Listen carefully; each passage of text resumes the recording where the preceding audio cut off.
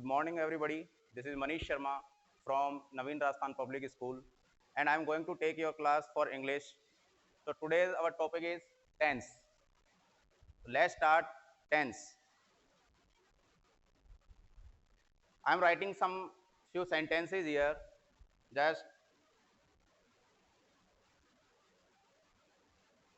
the big elephant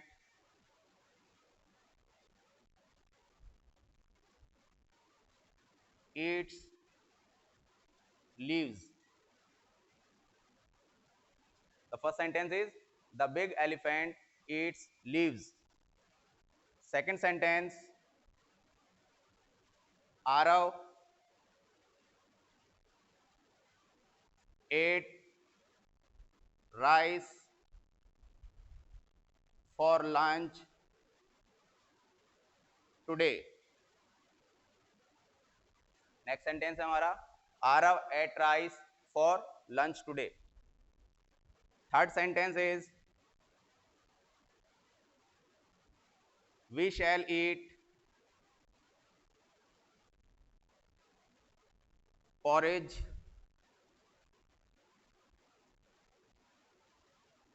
for tonight for dinner tonight.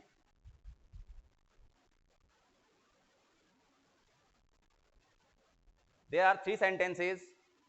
What is the difference between all these?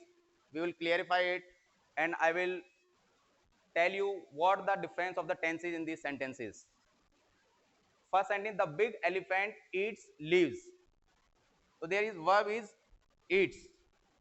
In second sentence, Arav ate rice for lunch today.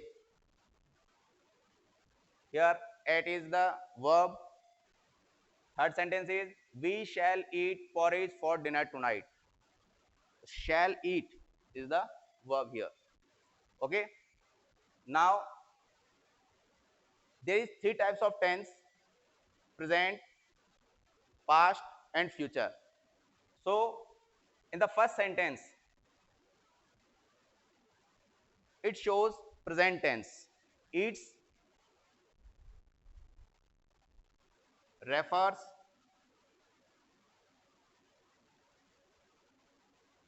present time. Yeats जो verb है वो present time को refer करती है यहाँ पे. और students जो भी मैं यहाँ पे आपको बताने जा रहा हूँ वो आप अपनी कॉपी में नोट कीजिएगा. उसको आपको डेली रिवाइज करना है और जो भी होमवर्क आपको लास्ट में मिले क्लास के बाद में उसको रेगुलर बेसिस पे आपको करना है. Don't put the homework on the next day, क्योंकि फिर आपके पास ढेर लग जाएगा होमवर्क. आप सोचे कल कर लें, कल पे ना टालें, और डेली बेसिस पे आप होमवर्क करें कि जब भी आपकी ऑफलाइन क्लासेस स्टार्ट होंगी तो वो होमवर्क आपका चेक किया जाएगा. So be careful and study it carefully. Now next sentence, Arav ate rice for lunch today. Here ate, it refers past time. पहले में ईट्स था, ये तो हमारे वर्तमान समय को दर्शा रहा था. एट जो है वो सेकंड फॉर्म है ईट की. अभी यहाँ पे ये भी बताऊंगा, आपको क्लियर करूंगा कि ईट्स क्यों आया, ईट क्यों नहीं आया यहाँ पे, वो भी अभी आपको बताऊंगा. एट जो है सेकंड फॉर्म है ईट की, और सेकंड फॉर्म जो है वो रेफर करती है, बताती है हमें पास्ट टाइम यानी भूतकाल को. Then third sentence, we shall eat porridge for dinner tonight. Shall eat, this verb refers or represent future time.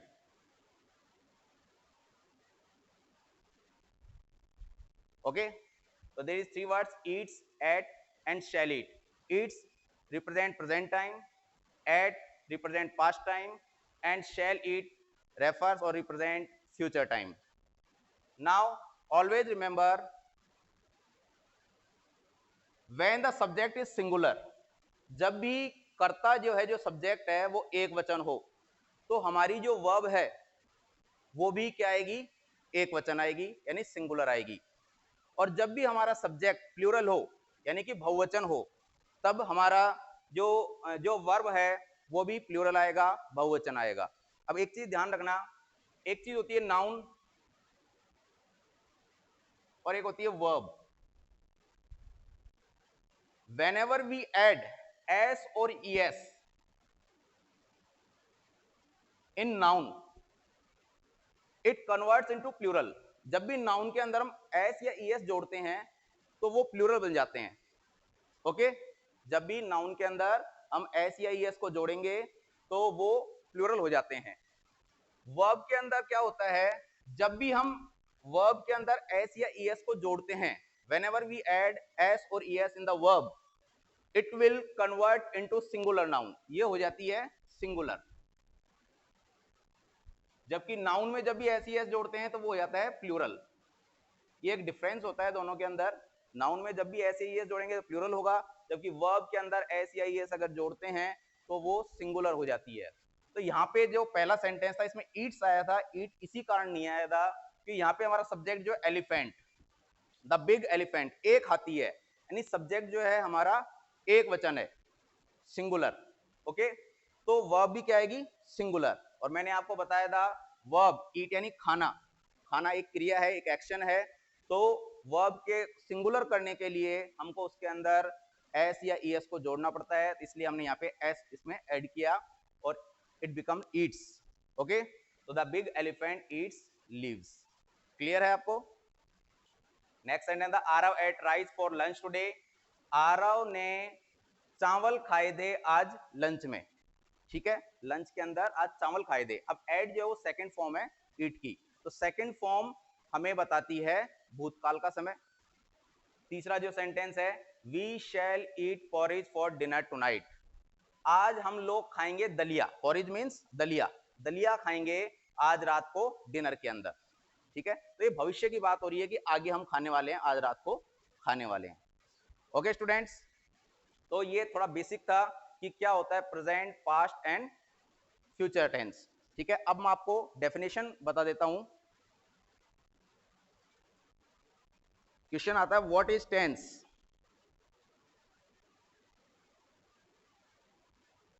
और what is the definition of tense. Okay, तो the tense is the form of a verb used in a sentence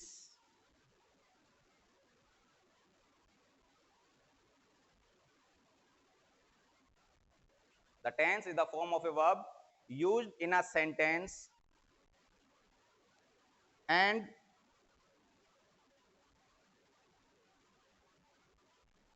express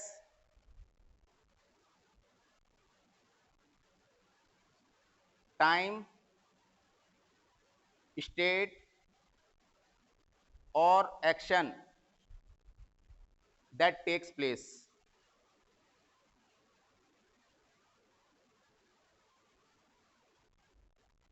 तो ये हमारी tense की definition हो गई।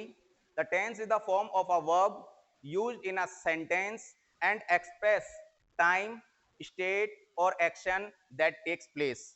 हिंदी में सुन लीजिएगा, टेंस जो है एक प्रकार की वर्ब की एक फॉर्म होती है, first form, second form, third form, तीन फॉर्म्स होती हैं हमारी। तो ये हम बात कर रहे थे डेफिनेशन की। The tense is the form of a verb used in a sentence, यानी टेंस जो है एक फॉर्म होती है, जिस प्रकार टेंस में फर्स्ट फॉर्म, सेकंड फॉर्म और थर्ड फॉर्म। ठीक है, तो ये जो फॉर्म होती है उसका एक प्रकार होता है टेंस। ठीक है ना, कौन सी फॉर्म हम यूज करेंगे किसी भी वाक्य में, और ये हमें दर्शाती है, एक्सप्रेस करती है टाइम, समय, स्टेट यानी अवस्था, कि कोई जो क्या अवस्था थी उस वक्त उस चीज को, और एक्शन या फिर क्रिया, action means verb, the same thing is that takes place, जो वहां पे होती है या हो रही है। ठीक है, तो हमारी डेफिनेशन हो गई the tense is the form of a verb used in a sentence and express time, state और एक्शन दैट टेक्स प्लेस। तो ये हमारा हो गया टेंस का definition. Okay, now we will talk about how many types of tense. वैसे आपको बता दिया गया है यहाँ पे, तीन चीज बताई गई, तो यही तीन टेंसेज हैं हमारे।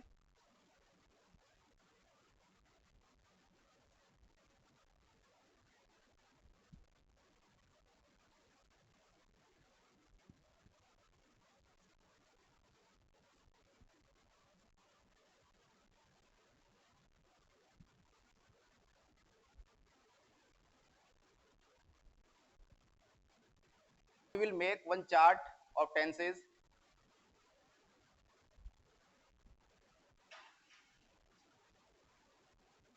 there is three types of tense.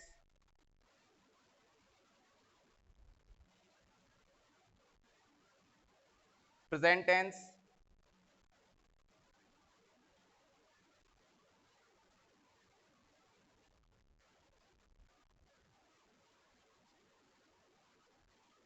past tense,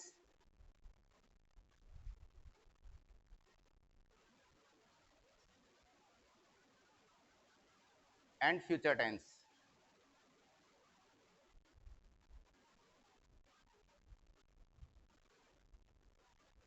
Okay, present tense, past tense, and future tense. These tenses also divided into four parts. There is four aspects of each tense. हर tense के चार पहलू हैं, तो वो जो चार parts हैं वो आपको मैं बताने जा रहा हूं. प्रेजेंट टेंस की पहले बात करेंगे. तो जो फर्स्ट पार्ट है that is simple present, or we can say present indefinite. Next is present continuous.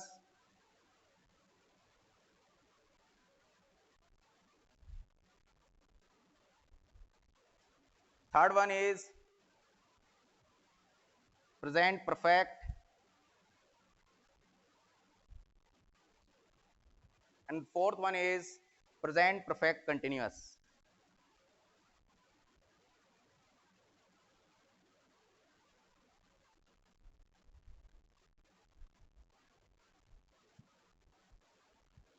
We are talking about present tense. There is four aspects of present tense, or four parts we can say: simple present, present continuous, present perfect, and present perfect continuous tense. Example से हम समझते हैं इसको. We will take here conjugation one verb throw. Throw के द्वारा हम सारे tenses को एक बार समझेंगे. यहाँ पे थ्रो द बॉल एक हम एक्शन ले लेते हैं यहाँ पे. उसके थ्रू हम उसी एक एग्जाम्पल से आपको मैं सारा समझाता हूँ. For example, I throw the ball. ये सिंपल प्रेजेंट है. ये जो स्टेटमेंट है I throw the ball, throw का मतलब फेंकना.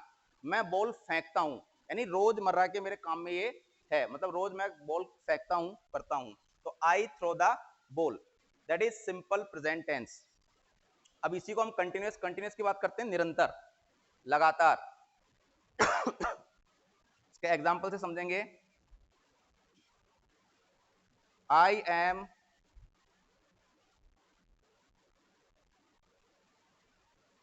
throwing the ball. I am throwing the ball, यानी अभी वो कोई काम करने के लग रहा है. I am throwing the ball, मैं बॉल फेंकने के लग रहा हूं. पहले में जो था सिंपल प्रेजेंट था, रोज जो काम करते हैं, डेली रूटीन के जो काम होते हैं, उसके द्वारा हम सिंपल प्रेजेंट के द्वारा उसको दर्शाते हैं. तो आई थ्रो द बॉल, मैं रोज ये काम करता हूँ. स्कूल जाता हूँ, आई गो टू स्कूल. तो ये सेंटेंस जो आई गो टू स्कूल, तो यहाँ पे जो गो है वो हमको दर्शाता है simple present tense. Next one is present perfect.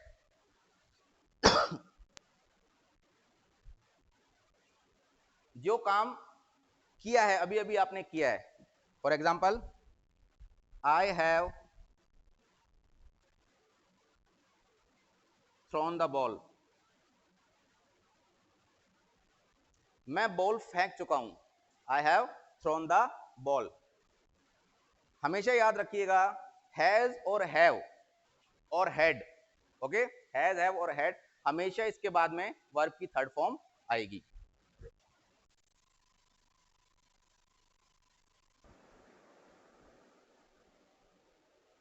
We are talking about present perfect.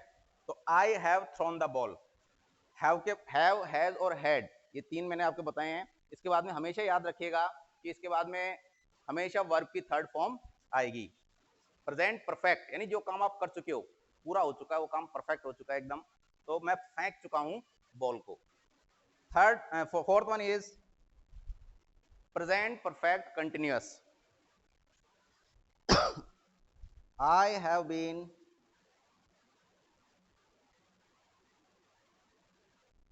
thrown the ball. I have been thrown the ball. अब ये प्रेजेंट परफेक्ट कंटिन्यूअस, अब इसका एग्जैक्ट आप हिंदी करोगे तो ऐसे कोई अर्थ निकल रहा नहीं है, लेकिन इसको हिंदी में जैसे हम कहेंगे I have been thrown the ball, मैं फेंकने जाऊंगा यानी बार बार फेंकूंगा बॉल को आगे, ठीक है ना। इसका कई जगह सेंस थोड़ा सा आपको अलग लगेगा हिंदी ट्रांसलेशन के ऊपर, हमेशा याद रखिए इंग्लिश टू इंग्लिश जहां तक आप सोचेंगे तो वो ज्यादा बढ़िया बेस्ट रहेगा, क्योंकि कंप्लीट इंग्लिश टू हिंदी आप ट्रांसलेट नहीं कर सकते, हिंदी से इंग्लिश ट्रांसलेट नहीं कर सकते, थोड़ी सी उसमें दिक्कत रहती है। तो ट्राई कीजिए कि इंग्लिश में ही दिमाग में आपको सोचना है, सेंटेंस इंग्लिश में ही बनाना है।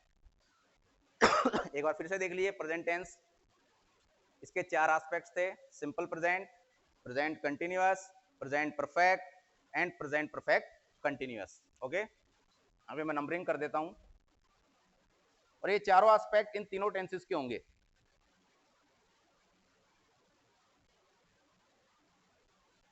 ठीक है, फिर इनके आपको एग्जांपल्स दिए, I throw the ball, it represents simple present tense, throw जो है फर्स्ट फॉर्म है, आई थ्रो द बॉल। अब थ्रो यहाँ पे जो था हमारा, ये वर्ब सिंगुलर है या प्लूरल है? सब्जेक्ट देखिए, आई जो है इसको हम प्लूरल सब्जेक्ट मानते हैं, I we you they, all these are plural subject. तो प्लूरल है सब्जेक्ट, तो वर्ब भी हमारी क्या आएगी, प्लूरल आएगी। और मैंने आपको बताया था स्टार्टिंग में ही कि वर्ब के अंदर एस या ईएस जुड़ेगा तब वो सिंगुलर होगी, otherwise it will be plural. तो यहाँ पे थ्रो जो है वो प्लूरल है, तो I throw the ball. Next है प्रेजेंट कंटिन्यूअस, यानी जो काम निरंतर हो रहा है उसकी बात कर रहे हैं, आई एम थ्रोइंग द बॉल, मैं बॉल फेंकने के लग रहा हूं। फिर बात कर रहे हैं प्रेजेंट परफेक्ट, जो काम हो चुका है, पूर्ण हो चुका है, तो I have thrown the ball, मैं बॉल फेंक चुका हूं, ठीक है। फिर present perfect continuous, I have been thrown the ball, मैंने पहले बता दिया हैव, हैज और हैड, इनके बाद में हमेशा वर्ब की थर्ड फॉर्म आएगी ऑलवेज। तो I have been thrown the ball, मैं बॉल फेंकने जा रहा हूं या आगे फेंकूंगा, लगातार लगातार काम करूंगा।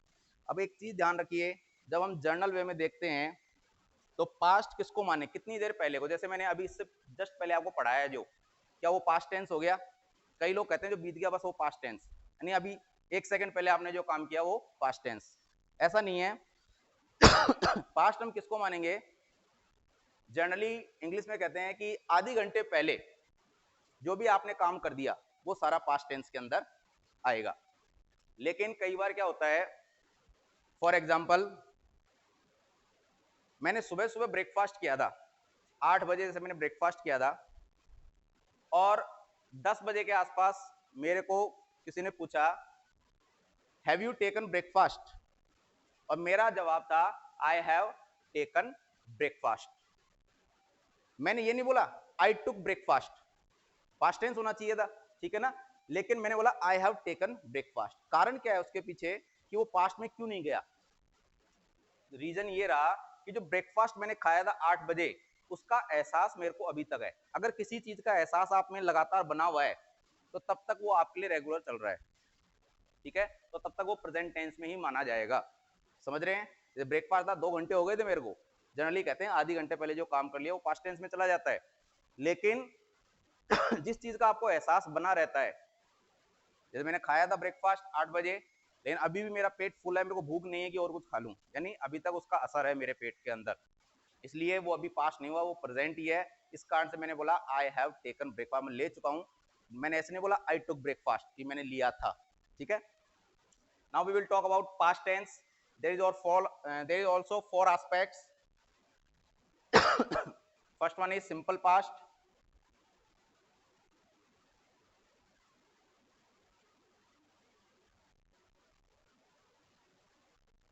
second is past continuous,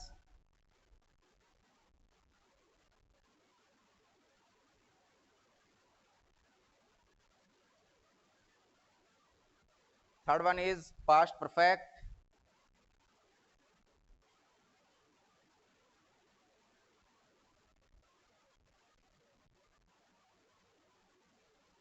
fourth one is past perfect continuous.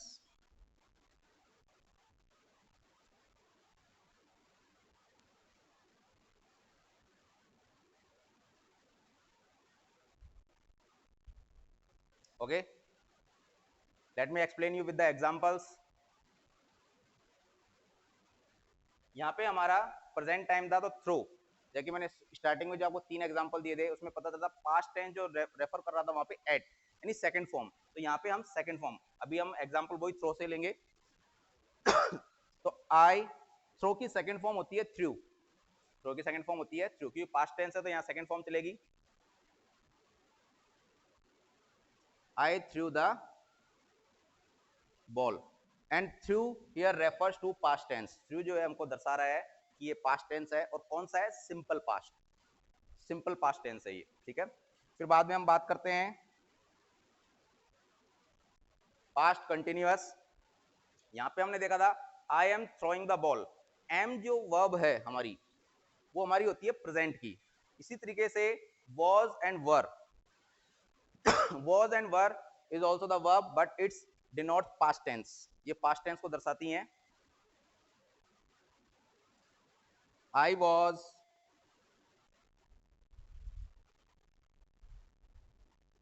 Throwing the ball, जब भी बात करेंगे कंटिन्यूअस की उसमें वर्ब के अंदर आईएनजी लगेगा, ये हमेशा याद रखिएगा कि जब भी हम कंटिन्यूअस की बात करेंगे तो उसमें वर्ब में आईएनजी जरूर ऐड करेंगे।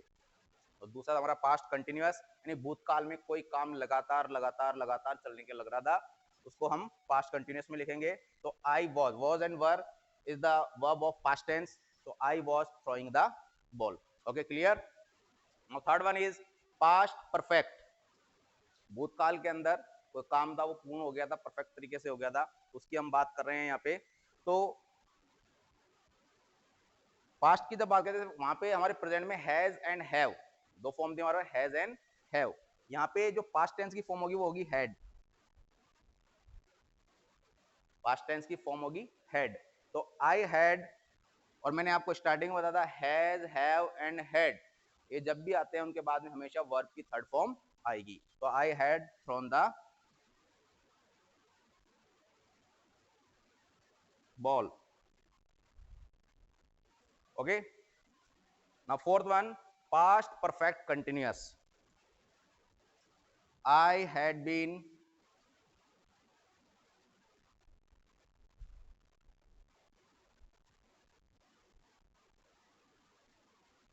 thrown the ball, I had been thrown the ball। फिर से देखिए एक बार पास्ट टेंस को, चार एस्पेक्ट्स में इसको हमने बांटा था, चार पहलुओं में बांटा था इसको, simple past, past continuous, past perfect and past perfect continuous.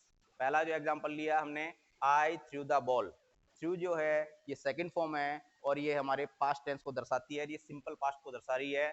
Past continuous की जब बात करेंगे तो उसमें कोई ना कोई काम भूतकाल के अंदर लगातार हुआ था। तो I was throwing the ball, मैं बॉल फेंकने के लग रहा था। फिर बात करते हैं पास्ट परफेक्ट, भूतकाल में कोई काम पूर्ण हो चुका था, परफेक्ट तरीके से हो चुका था, उसकी बात करेंगे तो I had thrown the ball, मैं बॉल फेंक चुका था उस वक्त, ठीक है। Past perfect continuous, I had been thrown the ball. Okay, I had been thrown the ball. तो ये हमारा पास्ट टेंस था, आई होप आपको समझ में आया होगा। Present tense, past tense. अब हम बात करेंगे फ्यूचर टेंस की। अब आगे जो बात करने जा रहे हैं वो हम बात करने जा रहे हैं फ्यूचर टेंस की।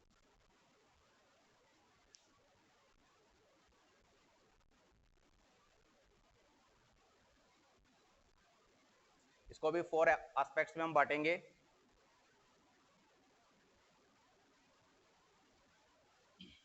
सिंपल फ्यूचर,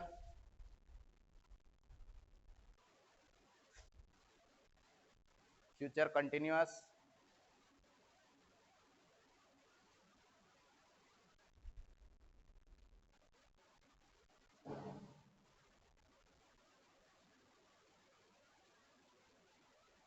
फ्यूचर परफेक्ट,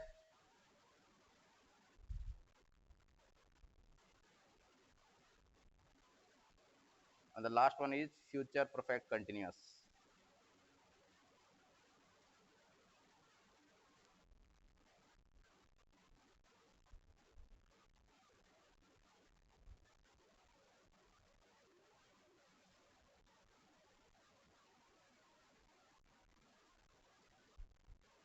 अब देखिए सिंपल फ्यूचर, यहाँ पे जब हम बात करेंगे सिंपल वे नहीं, भविष्य काल की, ठीक है। अभी तक हमने बात की है प्रेजेंट टेंस की, पास्ट टेंस की। यहाँ पे ध्यान रखना लास्ट में प्रेजेंट परफेक्ट कंटिन्यूअस में थोड़ा सा यहाँ पे इसमें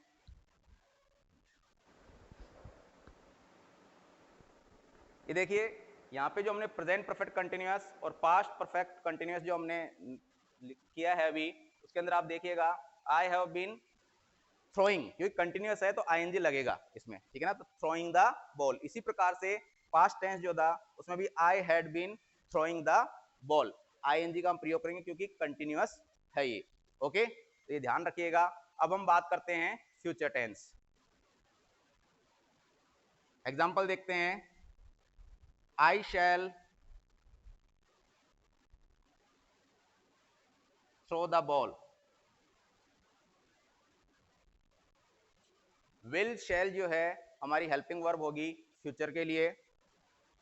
एक चीज आपको बता देता हूं, आजकल जो है शैल का यूज बहुत कम हो गया है, स्पेशली स्पोकन इंग्लिश के अंदर आप देखेंगे तो शैल कहीं ना कहीं पूर्ण रूप से खत्म हो चुका है, ज्यादातर हम विल का यूज करते हैं। तो कहीं ना कहीं रिटर्न में भी ज्यादातर विल का यूज होने लग गया है। लेकिन हम बात करें ग्रामर की तो वहां पे थोड़ा सा आपको ध्यान रखना है कि जहाँ पे शैल आना चाहिए वहां शैल आएगा। अब कहाँ पे शैल आता है और कहाँ पर विल आता है वो भी एक बार आप देख लीजिए। आई एंड वी, जब भी सब्जेक्ट आई और वी हो तो हम हमेशा फ्यूचर टेंस के अंदर शैल का यूज करेंगे उनके साथ वर्ब का, ठीक है। आई और वी के साथ हमेशा हम शैल वर्ब का यूज करेंगे। और एनी अदर नाउन और प्रोनाउन, इसके अलावा कोई भी नाउन प्रोनाउन कुछ भी जो है उसके साथ हम विल का प्रयोग करेंगे अगर वो एज ए सब्जेक्ट आते हैं। Any noun and pronoun. Okay, clear है? फिर से देख लीजिए, आई अकॉर्डिंग टू टेंस, वैसे तो मैं बता रहा हूं आपको कि शैल जो है स्पोकन इंग्लिश में तो लगभग खत्म हो चुका है, कहीं भी आप नहीं सुनेंगे कि शैल का कहीं यूज हो रहा है, ज्यादातर विल का यूज करते हैं। रिटर्न में भी बहुत जगह आप देखोगे कि विल का यूज हो जाता है, लेकिन हम टेंस पढ़ रहे हैं, ग्रामर पढ़ रहे हैं, तो ग्रामर के अकॉर्डिंग थोड़ा ध्यान रखना है। एग्जाम्स वगैरह में भी जहाँ पे आई के बाद में आपको फॉर्म भरनी है वर्ब की, तो आप विल भर देंगे तो वो गलत माना जाएगा अकॉर्डिंग टू टेंस। हालांकि जनरली खत्म हो चुका है, लेकिन आपको फिर बाद में शेल का यूज यहाँ पे करना है ग्रामर के अंदर, स्पेशली चाहे फिर वो कॉम्पिटिटिव लेवल की हो चाहे स्कूल लेवल की हो, कहीं पर भी हो। तो आई और बी के साथ शेल चलेगा, एनी अदर नाउन और प्रोनाउन अगर सब्जेक्ट के रूप में आता है उनके साथ विल चलेगा। ओके, नाउ फर्स्ट था हमारा सिंपल फ्यूचर। तो I shall I shall throw the ball, मैं बॉल फेंकूंगा, I shall throw the ball. दूसरा देखिए, फ्यूचर कंटिन्यूअस यानी भविष्य के अंदर और निरंतरता। तो यहाँ पे हम बात करेंगे जब फ्यूचर कंटिन्यूअस की, इधर आप देखोगे प्रेजेंट में तो हमने एम के साथ और फिर बाद में वर्ब मेन वर्ब लगाई दी और उसमें आईएनजी जोड़ दिया था। इसी प्रकार से हमने पास्ट टेंस के अंदर वॉज या वर का यूज किया और उसके अंदर आईएनजी को हमने जोड़ दिया था। और यहाँ पे हम जब बात करेंगे तो शैल या विल के साथ बी जुड़ जाएगा। कंटिन्यूअस में क्या होगा, शैल या विल के साथ बी, ठीक है। तो आई शैल बी कंटिन्यूअस है, इसलिए मेन वर्ब जो थ्रो है उसमें आईएनजी जुड़ेगा।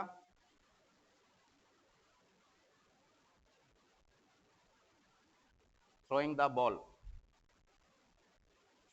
आई shall be throwing the ball. Okay, clear है?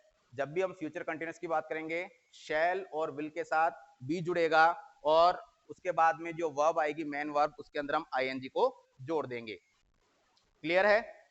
Okay, now future perfect. Future perfect में एग्जांपल से समझिए,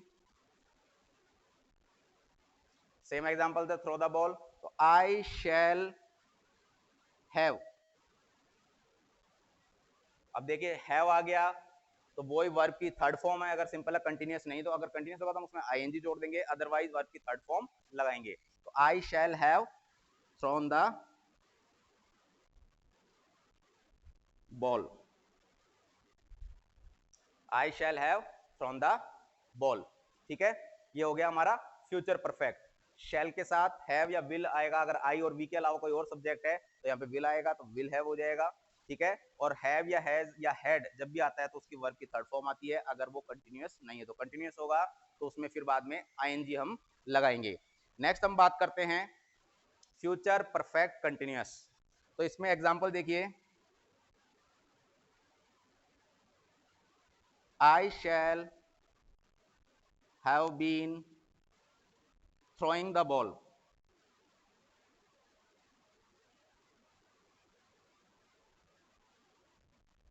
I shall have been throwing the ball.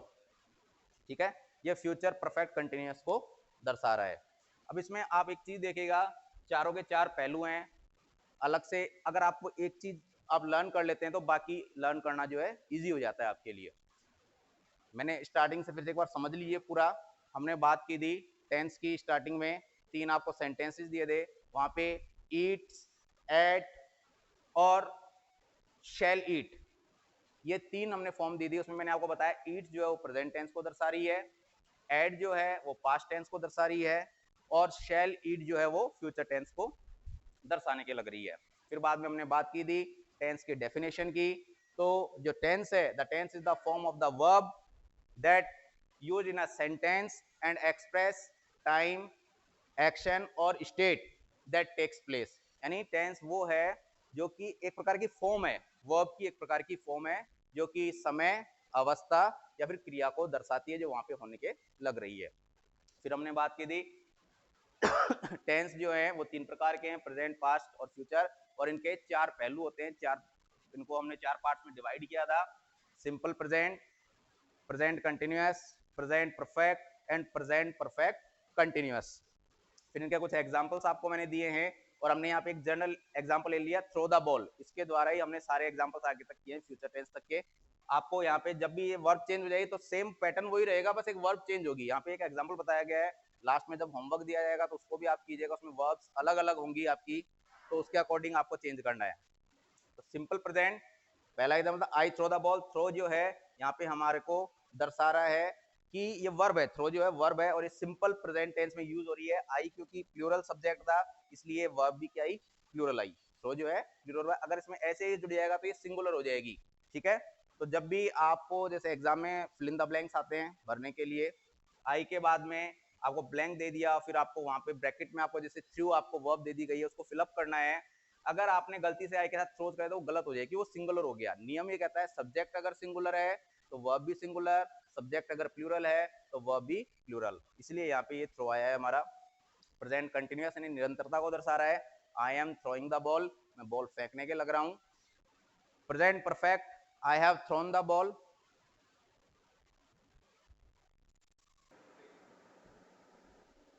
Present continuous, I am throwing the ball, ये निरंतरता को दर्शा रहा है। प्रेजेंट परफेक्ट, जो काम हो चुका है परफेक्ट रूप से, I have thrown the ball. Present perfect continuous, I have been throwing the ball. ठीक है, फिर बाद में बात करते हैं पास्ट टेंस की। इसमें भी वो चार एस्पेक्ट्स हैं, चार पहलू में हमने डिवाइड किया है, simple past, past continuous, past perfect and past perfect continuous.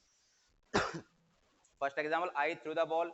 यहाँ पे जो ये सेकंड फॉर्म है ये दर्शा रही है कि ये पास्ट टेंस है, क्योंकि सेकंड फॉर्म का यूज हम पास्ट टेंस में करते हैं। फिर पास्ट कंटिन्यूअस नहीं, कोई भूतकाल के निरंतर कार्य चला था उसके लिए, तो I was throwing the ball.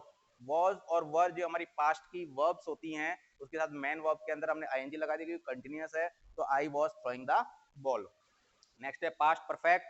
Past perfect के अंदर हम परफेक्ट की बात करेंगे तो यहाँ पे हम हैड, प्रेजेंट में हैज या हैव होता है, यहाँ पे हमारे पास हैड होगा। और हैड जो है चाहे आपका सब्जेक्ट सिंगुलर हो चाहे प्लूरल हो, उसके साथ हमेशा हैड चलेगा। तो I had thrown the ball, और मैंने बताया हैज, हैव, हैड, इनके साथ हमेशा वर्ब की थर्ड फॉर्म चलती है। हाँ, अगर कंटिन्यूअस है तो उसमें फिर हम आईएनजी लगाएंगे, उसकी कुछ कंडीशंस हैं वो आपको बताई गई हैं। पास्ट परफेक्ट कंटिन्यूअस, तो आई हैड बीन, हैड के साथ बीन आ गया, उसमें फिर हमने जो मैन वर्ब है इसमें आईएनजी जोड़े क्योंकि ये कंटिन्यूअस है। ठीक है ना, तो ऐसा नहीं मैंने बोला हैज, हैव, हैड के साथ मेरा थर्ड फॉर्म आती है तो आप यहाँ पे थर्ड फॉर्म लगा दें, थर्ड फॉर्म नहीं होगी, यहाँ पे आईएनजी लगेगा, साथ में बीन भी जुड़ जाएगा परफेक्ट कंटिन्यूअस के अंदर। अब बात करते हैं future tense, simple future, I shall throw the ball. यहाँ पे जो हेल्पिंग वर्ब होगी शैल या विल होगी, जैसा कि आपको बताया आई और बी के साथ शैल चलेगा, एनी अदर नाउन प्रोनाउन के साथ विल चलेगा। तो शैल जो हमारी हेल्पिंग वर्ब हो गई, मेन वर्ब थ्रो दी, वर्ब की फर्स्ट फॉर्म आएगी तो I shall throw the ball.